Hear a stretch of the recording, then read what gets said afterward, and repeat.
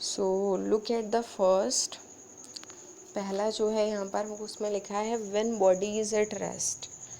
तो अगर ये जो ग्राफ होते हैं ना, ये इनसे पूछा जाता है, जैसे ग्राफ बना दिया, या तो क्वेश्चन ऐसे आता है कि make the distance time graph when, किस कंडीशन में बनाना है वो कंडीशन लिखी होगी, तो when body is at rest, एक तो ऐसे आ सकता है। दूसरा ये भी हो सकता है कि ग्राफ ऑलरेडी दिया है क्वेश्चन में और ग्राफ को दिखाकर ये पूछा जा रहा है कि what this graph is representing, ये ग्राफ क्या शो कर रहा है। ठीक है, तो दोनों का आंसर कैसे देना है, तो सबसे पहले तो देखिए when body is at rest, उसका ग्राफ कैसे बनेगा। तो यहाँ मैंने शो किया है graph, this is the graph. Okay, ऐसे बनेगा। तो जैसे मैंने आपको बताया था, ये टाइम की एक्सिस है, ये किसकी एक्सिस है, डिस्टेंस की। ठीक है, ग्राफ कैसा बना, ग्राफ ऐसे बना, ये जो है लाइन, ये है ग्राफ। ठीक है, सिंपल एक स्ट्रेट लाइन बना देना। कैसी बनानी है स्ट्रेट लाइन, ये जो टाइम एक्सिस है इसके पैरेलल बनी हुई है।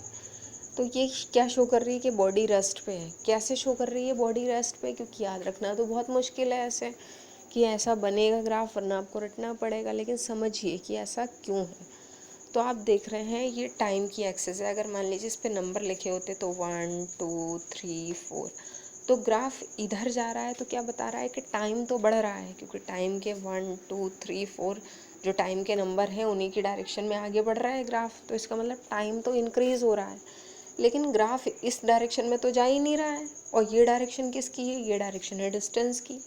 तो इसका मतलब डिस्टेंस तो बढ़ ही नहीं रही है, अदरवाइज ग्राफ ऊपर भी जा रहा होता। ओके, तो ग्राफ किस डायरेक्शन में जा रहा है उससे जज करेंगे कि क्या चीज़ बढ़ रही है और क्या नहीं बढ़ रही है। तो ग्राफ जा रहा है इस तरफ, इसका मतलब टाइम तो बढ़ रहा है लेकिन ऊपर नहीं जा रहा है, इसका मतलब डिस्टेंस नहीं बढ़ रही है। तो डिस्टेंस अगर बढ़ ही नहीं रही है और टाइम बढ़ता चला जा रहा है, तो आपने यही तो डेफिनेशन पढ़ी है रेस्ट की, कि body is not changing its position with time. Time बढ़ रहा है लेकिन बॉडी अपनी पोजीशन नहीं चेंज कर रही, वो जैसी थी वैसी ही बाद में भी है। तो क्या बोलेंगे, बॉडी इज़ एट रेस्ट। तो अगर आपको ग्राफ बनाना पड़ता है किस कंडीशन में, when body is at rest, तब आप ग्राफ कैसा बनाएंगे, इस तरीके का ग्राफ बनाएंगे आप। ठीक है, तो मुझे लगता है समझ में आ गया होगा कि when body is at rest तो ग्राफ कैसा बनाना है, ऐसा बनाना है। अब दूसरी बात ये भी है कि अगर ग्राफ आपको ऐसा दिया गया है और पूछा है कि क्या रिप्रेजेंट कर रहा है, तो इसको देख के आप आंसर में लिख सकते हैं कि it is representing that the body is at rest. Okay, अब दूसरी बात ये भी है कि ग्राफ क्या रिप्रेजेंट कर रहा है, ये अलग क्वेश्चन है। और ग्राफ कैसा बना है, अगर क्वेश्चन ये आ जाता है कि how the graph will be made when a body is at rest, कैसे बनाएंगे आप, तो उसका मतलब ये हुआ कि ग्राफ जैसा दिख रहा है वो एक्सप्लेन करना है, दिखने में कैसा है। तो दिखने में कैसा है उसके लिए आप बताएंगे कि here the graph is parallel to time axis. Okay, ये जो लाइन है स्ट्रेट लाइन है, और स्ट्रेट लाइन किसके पैरेलल है, टाइम एक्सिस के। ठीक है, ग्राफ को एक्सप्लेन करना है। तो क्वेश्चन ये भी आ सकता है कि when body is at rest then what will be the shape of the graph. तब आप बता देंगे, बनाना नहीं है, सिर्फ ये पूछा है कि what will be the shape. अगर बनाना होता तो आप ऐसे ड्रा कर देते हैं, लेकिन what will be the shape में आप लिख देंगे कि it is a straight line parallel to time axis. तो क्वेश्चन देखिए, मैंने आपको बताया 3 टाइप्स से कैसे भी क्वेश्चन पूछा जा सकता है, आंसर आपके पास होना चाहिए। तो सबसे पहली चीज़ कि बॉडी रेस्ट पे होगी, ग्राफ कैसे बनेगा। दूसरी बात, ग्राफ क्या रिप्रेजेंट करेगा और ग्राफ का शेप कैसा होगा, तो it is a straight line parallel to time axis. Okay, तो चलिए एक बार मैं दिखा देती हूँ कि यहाँ आपने लिखा when body is at rest. Okay, तो इसको थोड़ा सा एक्सप्लेन भी कर दिया है कि when position time graph is a straight line parallel to time axis. यहाँ मैंने लिखा है एक्सिस, IS लिखा है क्योंकि सिर्फ एक एक्सिस है, time axis, parallel to time axis, then the body is at rest. Okay, तो जैसा भी क्वेश्चन आता है इसके अकॉर्डिंग आप आंसर लिख देंगे। ठीक है, सेकेंड में दूसरे टाइप का ग्राफ है। अब यहाँ पर जैसे मैंने आपको भी बताया था कि आपको क्या करना होगा कि ग्राफ का वही 1/4 पीस कट करके नंबर कोई नहीं लिखने हैं, बस सिंपली आपको 2 लाइन खींचनी है और ऐसे कर देना है, ठीक है। और ये सब बहुत शार्प पेंसिल से और बहुत नीट एंड क्लीन होगा, कोई ओवर राइटिंग नहीं होगी। ये करके आपको ये ग्राफ जो है वो इस हेडिंग के नीचे पेस्ट कर देना है, उसके नीचे ये लिख देना है, ठीक है।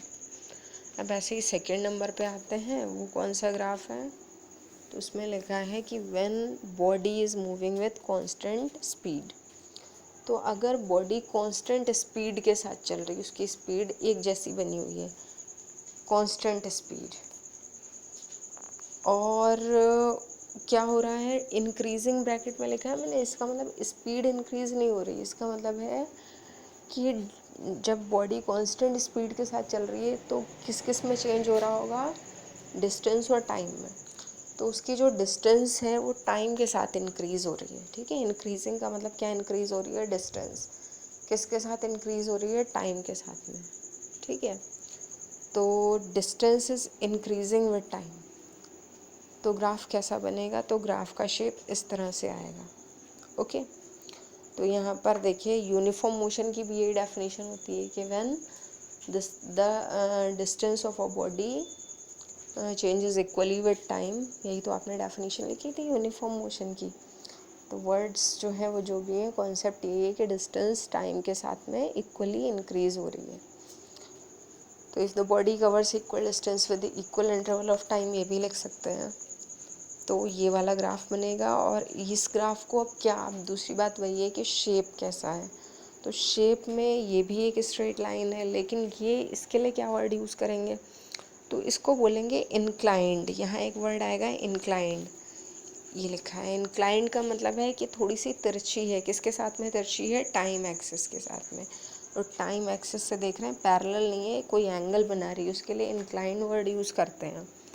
तो this graph is a straight line inclined to time axis, ठीक है। This represents uniform motion. और जो स्लोप होता है, स्लोप इसको बोलते हैं ये। तो जो स्लोप है वो क्या बता रहा है, वैल्यू ऑफ स्पीड। इस स्लोप से आप स्पीड फाइंड कर सकते हैं, क्योंकि कभी कभी मान लीजिए स्लोप पे 2 वैल्यूज़ दे रखी हैं, तो आपने क्या किया, इधर इसको ज्वाइन किया, इधर इसको ज्वाइन किया, और अगर आपको यहाँ पे स्पीड फाइंड करनी है तो आपने क्या करा कि डिस्टेंस अपॉन टाइम कर दिया, डिस्टेंस अपॉन टाइम, तब आपके पास आंसर आ जाएगा स्पीड का। तो जो याद ग्राफ होता है आपका डिस्टेंस टाइम, उसमें जो स्लोप होता है वो रिप्रेजेंट करता है स्पीड को, ठीक है। अब नेक्स्ट पर आते हैं। नेक्स्ट ये लिखा है when a body is moving with constant speed decreasing. अब यहाँ वर्ड लिखा है डिक्रीजिंग। तो फिर से अब देखिए बहुत इम्पोर्टेंट कॉन्सेप्ट आ रहा, बहुत इम्पोर्टेंट टर्म आ रहा है। कभी कभी कुछ ग्राफ्स ऐसे भी होते हैं जो पॉसिबल नहीं होते हैं, नॉट पॉसिबल है, लेकिन वो एग्ज़ाम में दिखाकर पूछा गया कि what this graph is representing. तो आपको ये पहचानना है कि ग्राफ पॉसिबल है या नहीं है, ये ग्राफ जो बना है ये करेक्ट है या नहीं है। तो यहाँ पर इस ग्राफ में देखिए लिखा है, मैं एक बार आपको दिखा दे रही हूँ, पोजीशन टाइम लिखा है, ओके। और ग्राफ इस तरह से बना है, और इस साइड में लिखा है velocity is constant and negative. तो 2 बातें हैं, अगर ग्राफ ऐसे बना है तो ये लाइन नीचे की तरफ आ रही है, नीचे की तरफ आने का मतलब नीचे की तरफ आ रही है और आगे की तरफ बढ़ रही है, आगे बढ़ रही है, इसका मतलब टाइम इंक्रीज़ हो रहा है, दैट इज़ करेक्ट। नीचे आ रही है, इसका मतलब जो इसकी पोजीशन है वो क्या हो रहा है, डिक्रीज़ हो रही है। अब पोजीशन की जगह दूसरा वर्ड हम यूज़ करें डिस्टेंस, तो इसका मतलब ये हुआ कि डिस्टेंस डिक्रीज़ हो रही है और टाइम इंक्रीज़ हो रहा है। तो क्या ऐसा पॉसिबल है, डिस्टेंस तो कभी डिक्रीज़ ही नहीं हो सकती, डिस्टेंस हमेशा इंक्रीज़ होती है। आपने पढ़ा है कि डिस्टेंस कभी भी नेगेटिव या ज़ीरो नहीं हो सकती, डिक्रीज़ भी नहीं हो सकती, क्योंकि हम जितना आगे बढ़ते जाते हैं उतना डिस्टेंस ऐड अप होती है। अगर आप पीछे जा रहे हैं तो भी डिस्टेंस ऐड होगी, लेफ़्ट राइट कहीं भी जा रहे हैं डिस्टेंस को ऐड होना है। तो अगर ये ग्राफ बना है डिस्टेंस टाइम, तब तो ये ग्राफ जो है वो नॉट पॉसिबल है। अगर ये ग्राफ बना है डिस्प्लेसमेंट टाइम, तब ये पॉसिबल है। अगर ये एक्सेस डिस्टेंस की जगह डिस्प्लेसमेंट होती, क्योंकि दोनों का सिंबल एस होता है, एस टी ग्राफ ही कहलाएगा, क्योंकि डिस्प्लेसमेंट जो है वो टाइम के साथ में डिक्रीज़ हो सकता है। क्योंकि डिस्प्लेसमेंट में अगर आप पीछे चलना स्टार्ट कर दें तो माइनस होता जाएगा। तो ये लिखा है यहाँ पर वेलोसिटी इज़ कांस्टेंट। तब हम वर्ड ये नहीं यूज़ करेंगे कि स्पीड इज़ कांस्टेंट, तब हम वर्ड यूज़ करेंगे वेलोसिटी इज़ कांस्टेंट। ओके, तो ये ग्राफ किस कंडीशन में पॉसिबल है, ये वाला। यहाँ पर आप स्पीड की जगह इस वर्ड को वेलोसिटी कर दीजिएगा, ठीक है। मैंने body is moving with constant velocity और ब्रैकेट में लिख दिया आपने डिक्रीजिंग, तो क्या डिक्रीज होगा, डिस्प्लेसमेंट। एक्सप्लेन करने की कोई ज़रूरत नहीं है, वही पुराना वाला आ जाएगा। ये भी यूनिफॉर्म मोशन शो करेगा और ये ग्राफ भी जो है वो straight line incline to time axis है, तो उसको लिखना नहीं है यहाँ, बस ग्राफ बनाना है। नेक्स्ट आपका 4th नंबर आ जाएगा। 4th नंबर है when a body is moving with variable speed.